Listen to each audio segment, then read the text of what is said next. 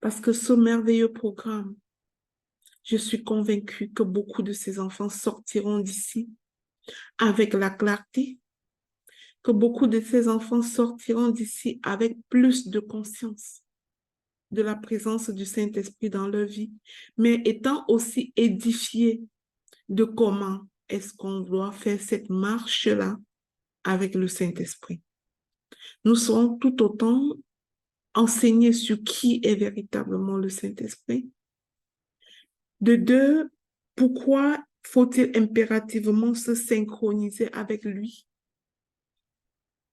De trois, quels sont les prérequis pour vivre une vie synchronisée avec le Saint-Esprit?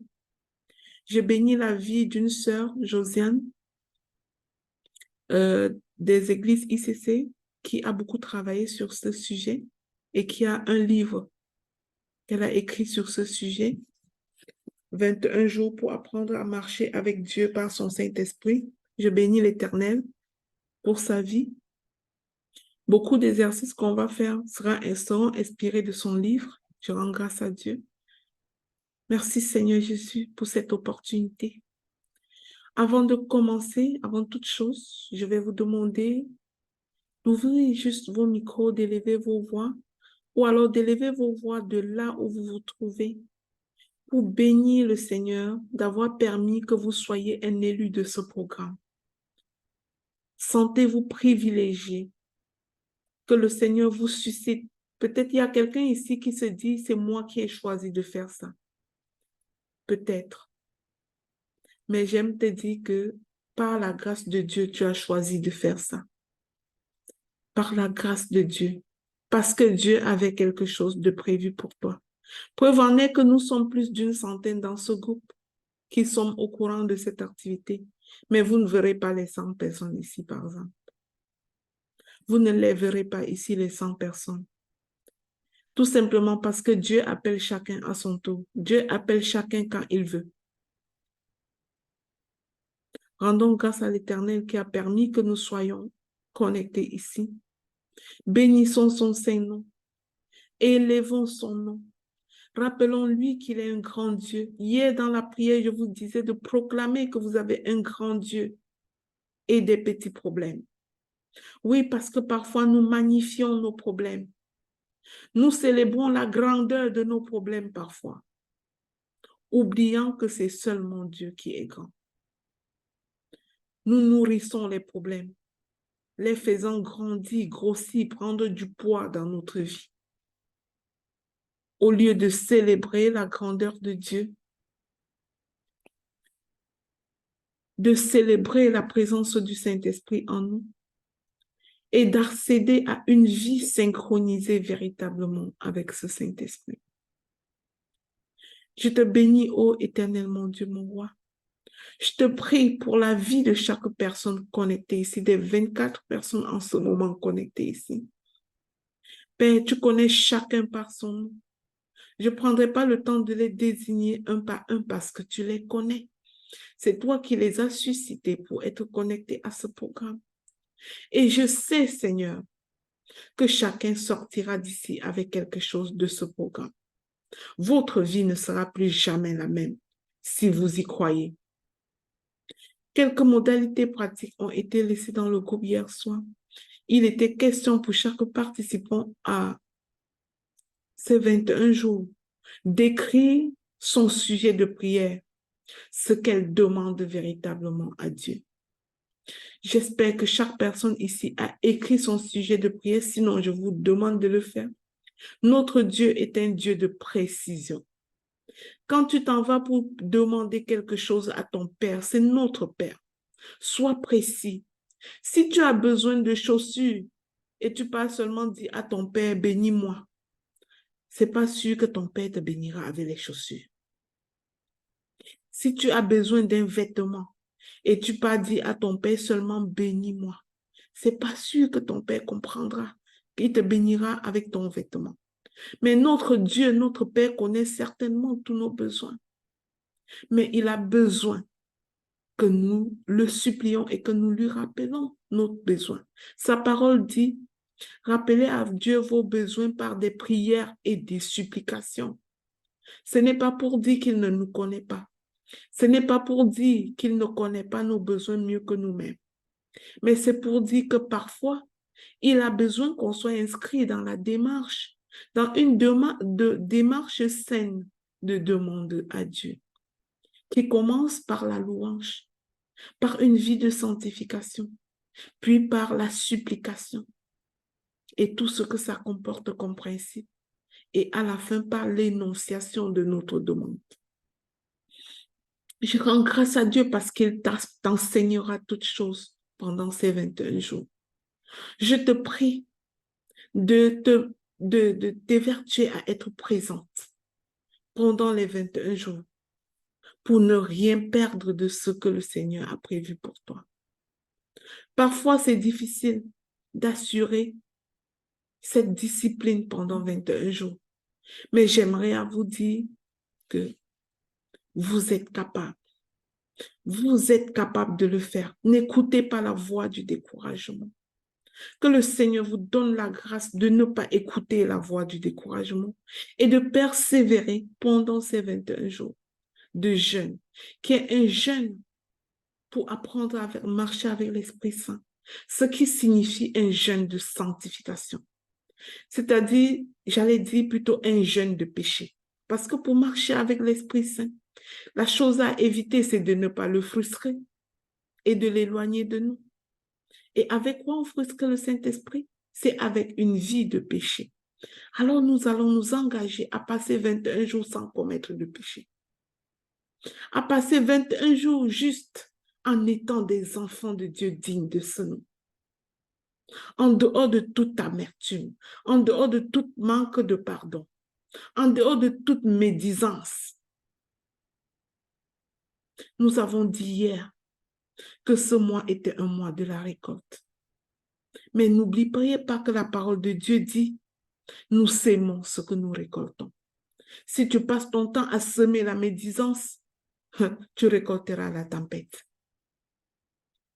Mais si tu passes ton temps à semer l'amertume, c'est l'amertume qui remplira tes greniers.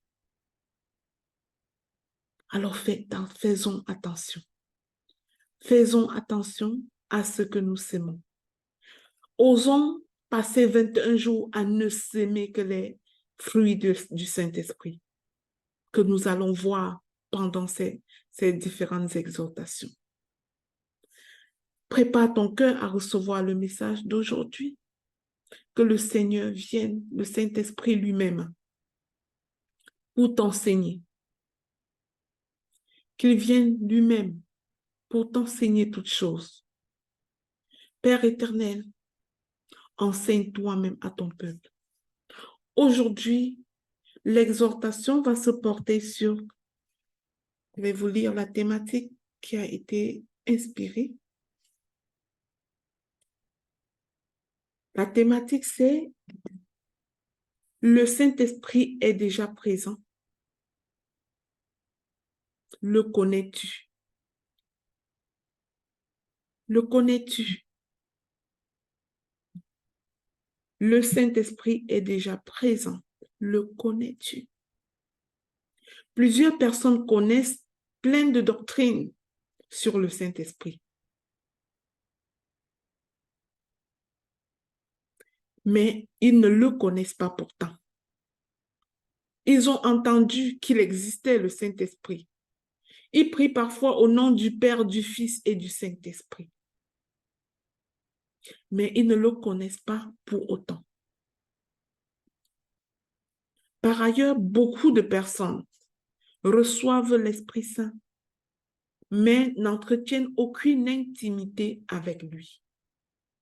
Vivent comme s'il n'existait pas. Alors, si je te pose la question ce matin, as-tu reçu le Saint-Esprit? As-tu la conviction d'avoir reçu le Saint-Esprit? Le connais-tu? Qu'est-ce que toi, tu me répondras? Observons que parfois nous chantons des cantiques et nous disons, Seigneur, envoie-le. Seigneur, envoie-le. Seigneur, fais descendre ton Saint-Esprit. Nous chantons d'autres chants similaires et nous demandons au Saint-Esprit de descendre. Mais la vérité est la suivante. Le Saint-Esprit est déjà présent. Il est déjà présent. Il est descendu lors de la Pentecôte. Il n'est plus jamais reparti tel que le dit la parole. Jésus l'avait promis.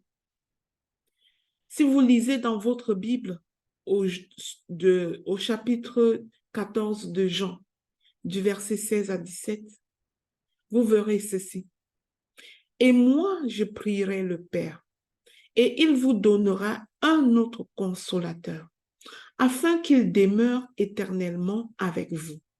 L'Esprit de vérité, que le monde ne peut recevoir parce qu'il ne le voit point et ne le connaît point. Mais vous le connaissez, car il demeure avec vous. Il sera en vous.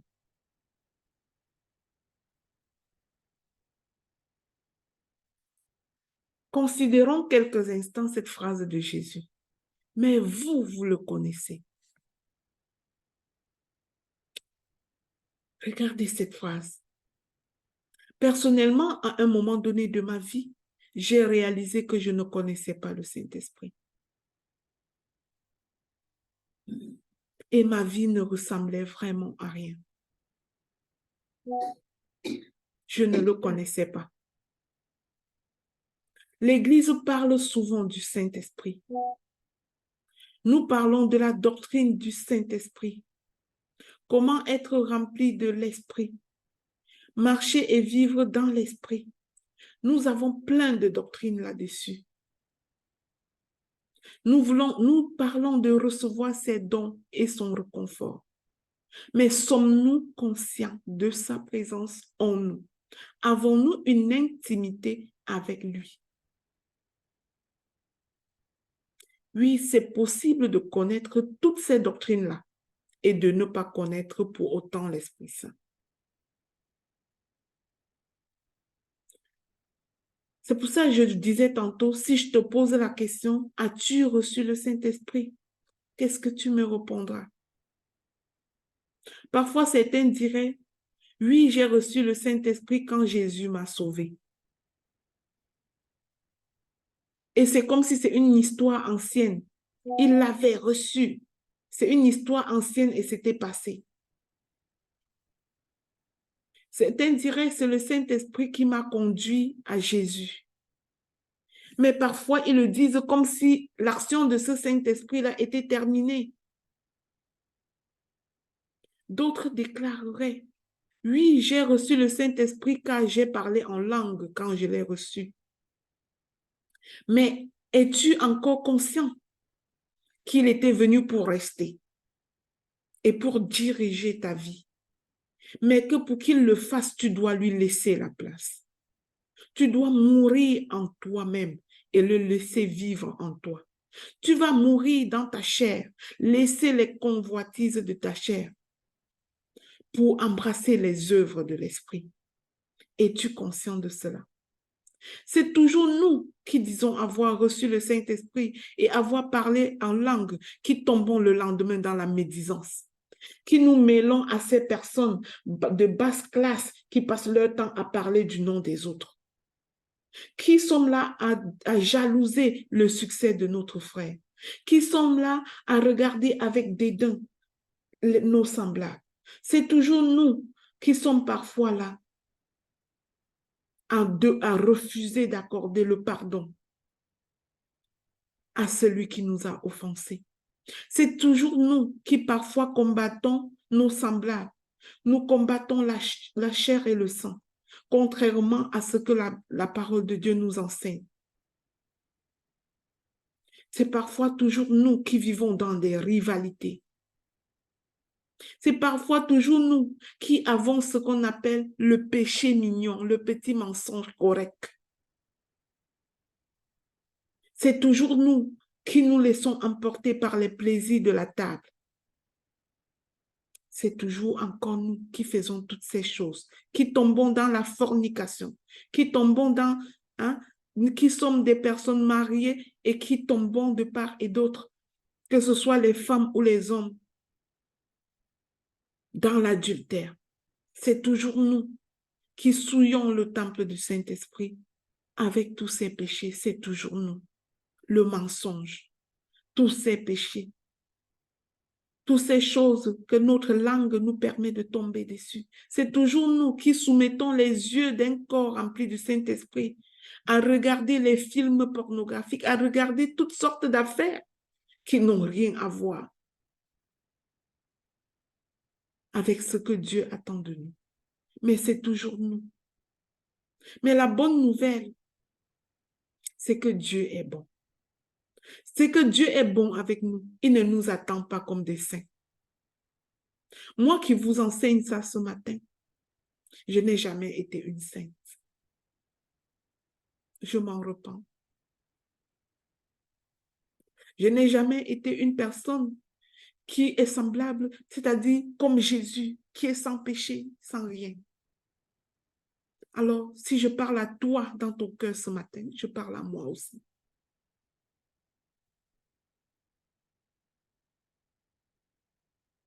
Recevoir le Saint-Esprit est bien plus qu'une expérience ponctuelle.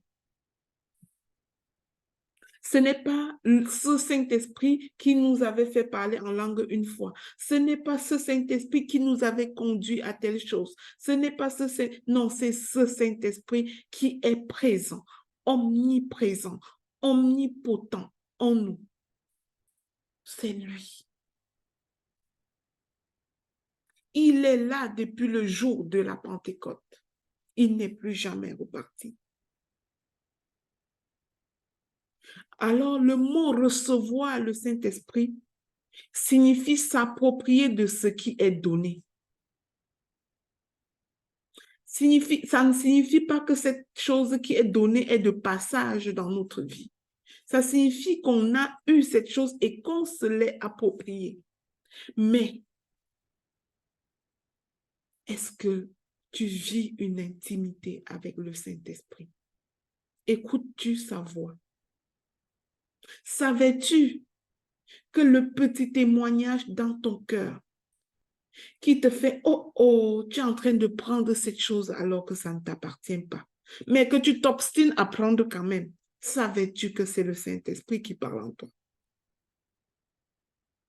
Savais-tu que quand tu médis de ton frère, de ta soeur, tu dis des méchancetés sur ton frère, sur ta soeur, et que dans ton cœur, il y a une conviction que tu as mal fait, mais que tu le fais quand même? Savais-tu que c'est la voix du Saint-Esprit qui témoigne en toi? Savais-tu que ton obstination a fait toutes ces choses, l'attriste et l'éloigne davantage de toi? Le savais-tu?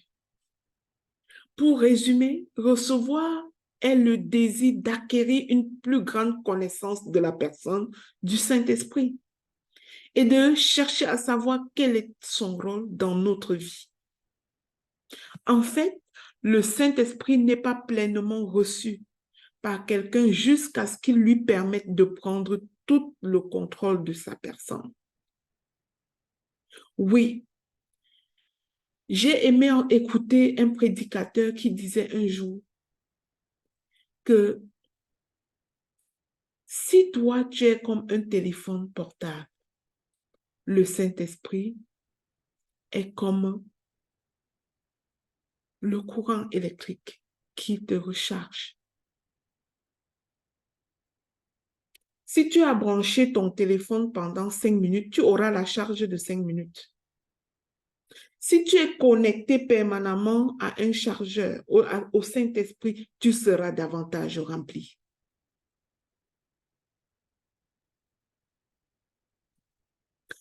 Dans l'épître de Paul aux Galates, il demandait ceci. Comment avez-vous reçu le Saint-Esprit? L'avez-vous reçu par la foi? Puis il déclara, vous affirmez que vous connaissez le Saint-Esprit par la foi. L'œuvre du Saint-Esprit s'effectue-t-elle continuellement en vous par votre foi? Ça, c'est une question qu'aujourd'hui nous devons nous poser. Est-ce que l'œuvre du Saint-Esprit s'effectue continuellement en nous? Exerçons notre foi pour aller plus loin, pour aller en profondeur avec le Saint-Esprit. Exerçons notre foi à travers la méditation, la lecture de la parole de Dieu.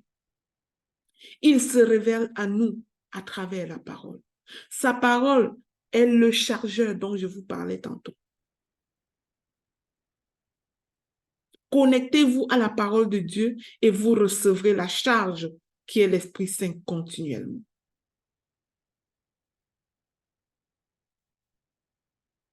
Voici une chose assez impressionnante. Dieu nous a donné le don du Saint-Esprit, le fabuleux Saint-Esprit qui habite dans nos cœurs et pourtant nous agissons comme s'il n'était pas là. Nous nous référons à notre propre sagesse, à nos propres forces. Et voilà pourquoi, puisque nous sommes véritablement des êtres limités, nous sommes parfois confrontés à nos limites et nous tombons cette fois-là dans la victimisation, dans les lamentations, parce que nous comptons trop sur nos forces. Le Saint-Esprit nous remplit lorsque nous nous abandonnons complètement à lui. Lorsque nous ne comptons pas sur nos propres forces. Nous savons que le Saint-Esprit est ici sur terre, avec nous et en nous, et qu'il ne nous a jamais laissés. Mais c'est juste nous qui mettons les barrières,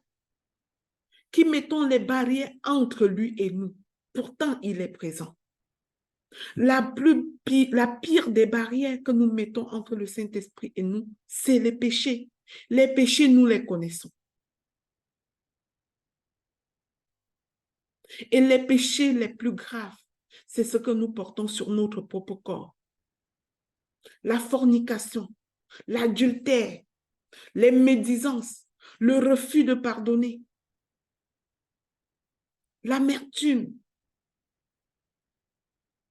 Vous savez, quand vous vous couchez, vous ne dormez plus parce que vous n'êtes pas capable de pardonner à quelqu'un qui a dit un mot en passant. Vous vous couchez, vous ne dormez plus parce que vous comptez tellement sur vos forces, sur vos convoitises. Vous voulez absolument telle chose et vous ne vous questionnez pas si c'est la volonté de Dieu pour vous. Je parle ceci à moi y compris. Parfois, comme humains, nous sommes vraiment prétentieux et nous ne savons pas lâcher prise et laisser aller le Saint-Esprit en nous. Pourtant, nous savons qu'il vit en nous et qu'il fait de nous sa demeure. Nos corps sont devenus son temple. Voilà pourquoi nous n'avons même plus besoin des faiseurs de miracles dans notre vie. Ce jeûne, c'est pour que tu ne cherches plus de faiseurs de miracles dans ta vie. Parce que tout est en nous. Tout est en chacun de nous ici. Quand le Seigneur nous a donné le Saint-Esprit, il nous a qualifiés à pas mal de choses. Tu peux avoir le don de toutes choses, de la prophétie, de la guérison, tu peux l'avoir. Ceux qui l'ont n'ont rien de plus que toi. Ils font juste l'effort de vivre une vie de sanctification pour être remplis davantage par le Saint-Esprit. Malheureusement, la plupart du temps, nous vivons comme si le Saint-Esprit était quelque part dans le cosmos et non pas au milieu de nous et non pas en nous. Parfois, nous avons besoin de prier. Nous partons chercher tel faiseur de miracles pour qu'il fasse tel miracle dans nos vies. Nous n'avons pas besoin de faiseur de miracles si nous connaissions qui est en nous, le Saint-Esprit. Nous n'avons pas besoin de faiseur de miracles, en fait. Mais nous avons besoin de nous unir comme des enfants remplis d'Esprit Saint et d'élever nos voix ensemble pour faire des miracles, nous-mêmes. La vérité est que le Seigneur a envoyé son Saint-Esprit pour nous montrer combien il s'intéresse à chaque aspect de notre vie, dans les moindres détails. Et dans les 21 jours, vous le verrez dans les moindres détails de votre vie. Là où vous ne vous l'attendez pas, il sera là. Rien n'est caché à lui. Le Saint-Esprit a été envoyé comme votre ami, comme notre ami, comme notre consolateur, comme notre guide, le paraclet. Et lorsque je regarde cela, une question me vient en tête. Quelle est ma connaissance du Saint-Esprit? Je vous jure, je me suis tellement senti mal à un moment donné de ma vie de ne pas connaître le Saint-Esprit. Je me suis tellement senti mal qu'aujourd'hui, je suis capable chaque jour de répéter plusieurs fois dans ma vie, dans ma journée, j'aime ta présence, Saint-Esprit. J'aime ta présence, j'aime que tu sois là. D'entrer dans mon bureau et de lui laisser toute la place. De le laisser transformer lui-même mes accompagnés dans le coaching. D'abandonner tout à lui. Et lorsque j'abandonne tout à lui, tout va très bien. Est-ce que toi, tu le connais? Est-ce que toi, tu bénéficies de ce privilège de l'avoir? Le connais-tu de cette façon? Jésus a clairement dit que le Saint-Esprit sera pour nous tout ce que lui a été pour ses disciples lorsqu'il était sur terre. Pouvez-vous imaginer un disciple du Christ quand il était sur terre, si vous lisez votre Bible, capable de faire quoi que ce soit sans Jésus?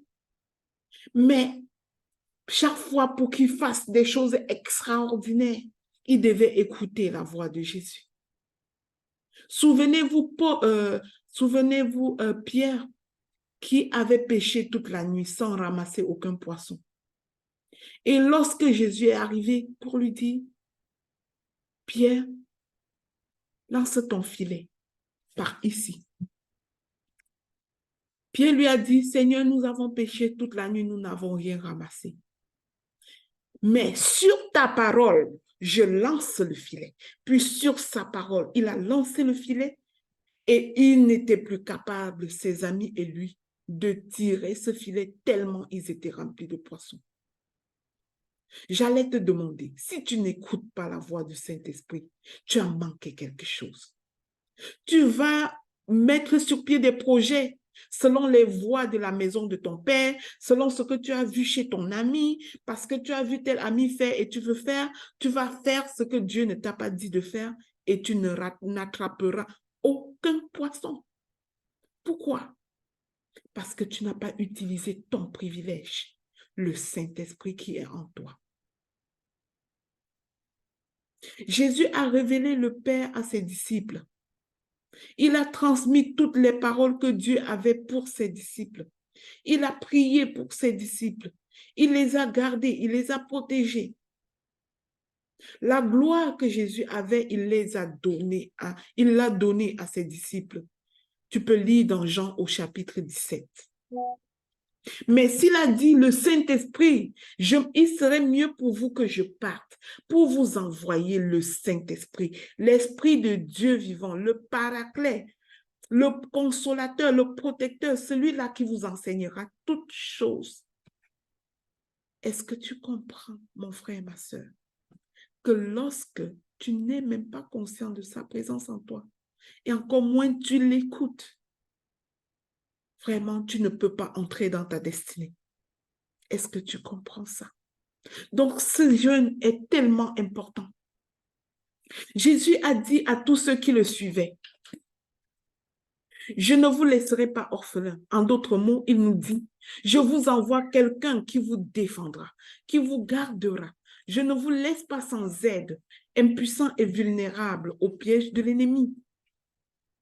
Il disait, réjouissez-vous, car je vous envoie quelqu'un dont la puissance est plus grande que toutes celles qui se trouvent dans tout l'univers. Mais parfois, nous voyons des personnes qui ne croient pas en la puissance du Saint-Esprit en elles et qui sont j'allais dire, ils ont des gris-gris pour se protéger, ils ont des statues par-ci, par-là devant lesquelles ils s'inclinent pour croyant se protéger, ils ont des objets qui traînent avec eux. Le Seigneur te dit aujourd'hui, jette ces objets et approprie-toi de l'Esprit Saint. Débarrasse-toi de tout ce qui n'est pas Saint-Esprit. Et tu n'as pas besoin de le dessiner en image. Tu n'as pas besoin de l'avoir en objet. Le Saint-Esprit, il est en toi, dans ton cœur. Il n'est pas quelque part ailleurs. Il est avec toi. Enlève tout ce qui l'empêche de s'exprimer en toi. C'est là où tu dois mettre ton effort. Et c'est pour ça que nous organisons ce jeûne, par sa grâce. Donc, parfois je me suis posé la question, comment est-ce que je connais le Saint-Esprit? Quelles sont ses marques dans ma vie? Quelles sont ses preuves qui me démontrent que je le connais, que j'admets sa présence dans ma vie, ou encore que j'expérimente sa proximité? Simplement, je te dirais ce matin que le Saint-Esprit en toi, il te transforme. Il est en moi, il me transforme. Je ne le connais pas parce que je vois les autres changer, mais je peux le voir œuvrer dans ma propre vie. Tu ne connais pas le Saint-Esprit parce que tu vois la main de Dieu dans la vie de telle personne.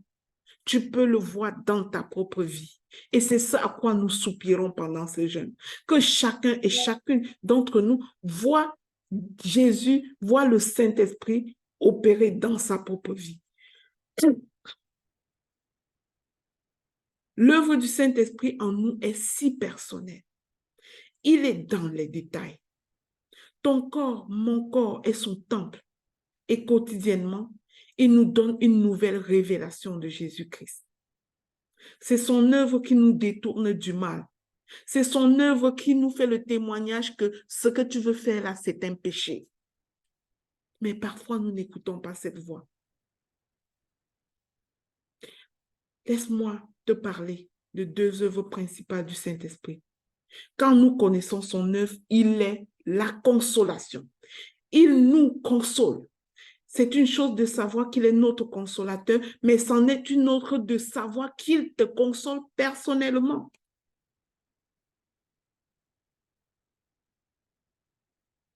C'en est toute une autre. Quel que soit le problème, le besoin, l'épreuve, son œuvre de consolation est accomplie par la révélation de la vérité suivante, dite par Jésus, je vous enverrai un autre consolateur, l'Esprit de vérité. Sa parole est vérité, c'est oui et amen. S'il a dit qu'il envoie, il l'a envoyé et il est présent. Mais est-ce que toi et moi, nous réalisons cela? La deuxième chose que je vais te révéler dans cet enseignement ce matin, à part la consolation, c'est que le Saint-Esprit est venu pour nous aider à mener une vie de prière. Il n'y a pas de véritable vie de prière sans le Saint-Esprit. En Romains 8 au verset 26, il dit, « De même aussi l'Esprit nous aide dans notre faiblesse, car nous ne savons pas qu'il nous convient de demander, ce qu'il nous convient de demander dans nos prières. Mais l'Esprit lui-même intercède par des soupirs inexprimables. » Considérons bien ce que Paul déclare à propos du rôle du Saint-Esprit dans nos vies. Nous sommes si confus concernant la prière. Notre vie de prière est compliquée, est fade, parce que nous ne laissons pas le Saint-Esprit agir. Dans n'importe quelle librairie chrétienne, on trouvera plein de livres de prière, plein de théories qui apportent même la confusion. Mais la magie que tu ne connais pas, c'est que c'est en toi. C'est en toi. C'est en toi. Tu dois prier. Ne te laisse pas prendre dans des confusions. Parle au Saint-Esprit comme tu parles à ton meilleur ami. Chaque jour. Pose-lui la question, comment je m'habille ce matin, Saint-Esprit? Révèle-moi qu'est-ce que je mange pour garder une vie de santé? Révèle-moi ce que je fais aujourd'hui. Parle-lui dans les détails de ta vie. J'ai un client à rencontrer aujourd'hui. Prends les premières places. Qu'est-ce que je dis à ce client? Révèle-moi ce que je fais aujourd'hui. face à l'accroissement des problèmes dans la société. Tout le monde se met à la recherche d'une source de réconfort, de sécurité, mais ne la trouve ni dans la psychothérapie, ni dans les actes très religieux, ni dans les causes nobles, les œuvres de charité.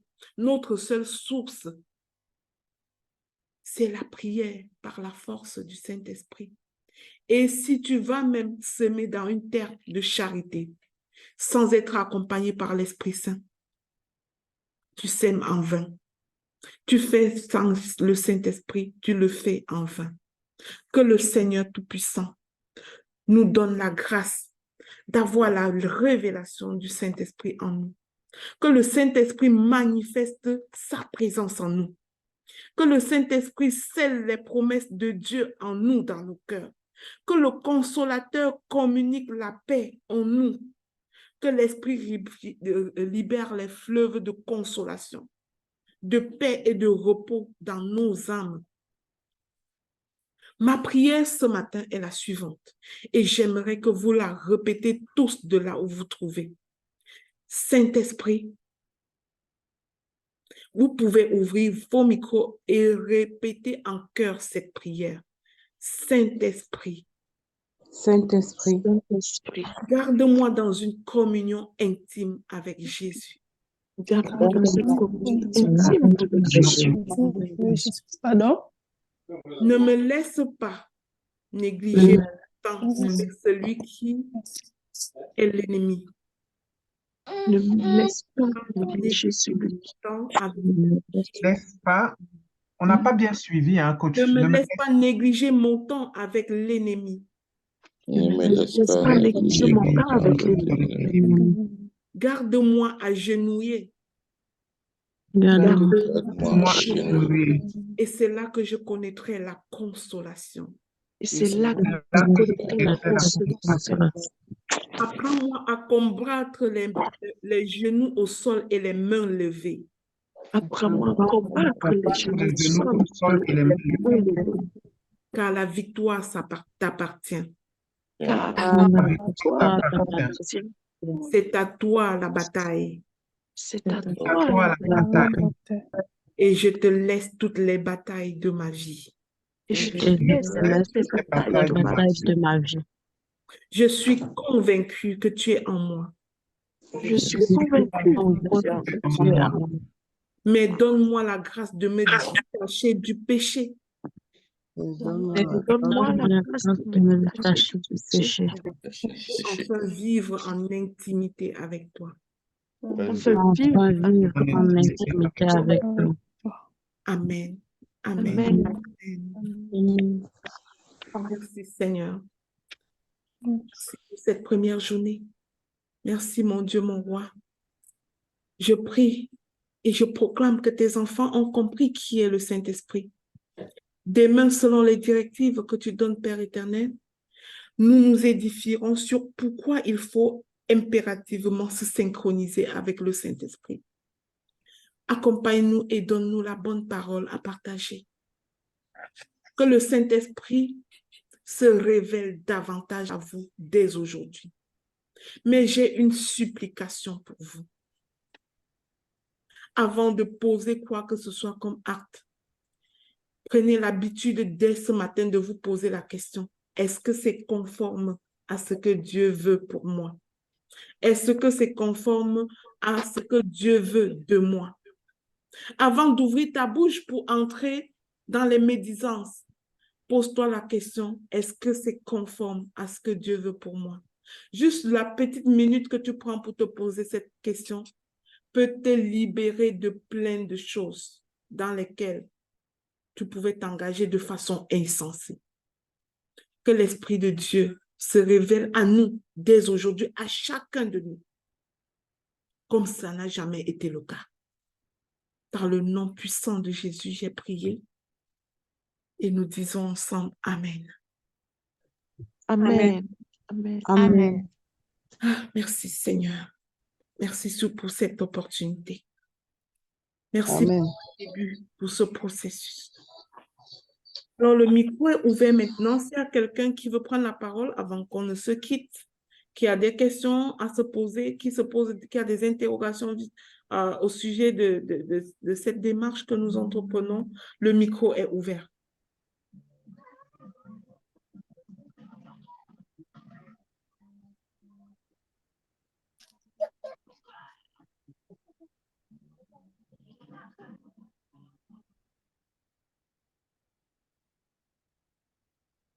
Alors, si personne n'a de questions, personne n'a de commentaires ou quoi que ce soit, on va se quitter, on va se donner rendez-vous demain matin à la même heure.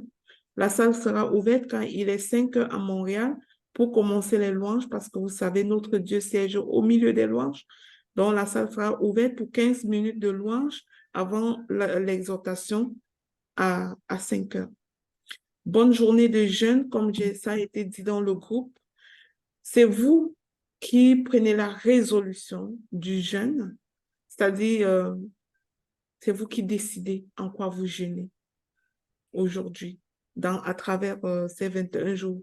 Est-ce que vous jeûnez de 6 heures à midi? Est-ce que c'est de 6 heures à 18 heures? Est-ce que c'est vous qui vous décidez de ce jeûne-là?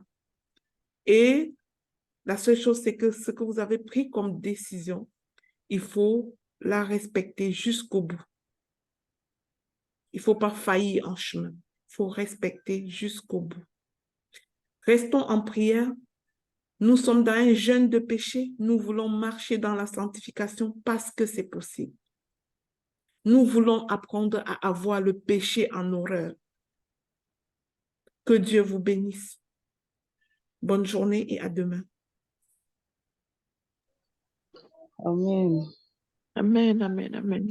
Bonne journée. Bonne journée. Bonne journée. Bonne journée à vous. Merci beaucoup. Bonne journée.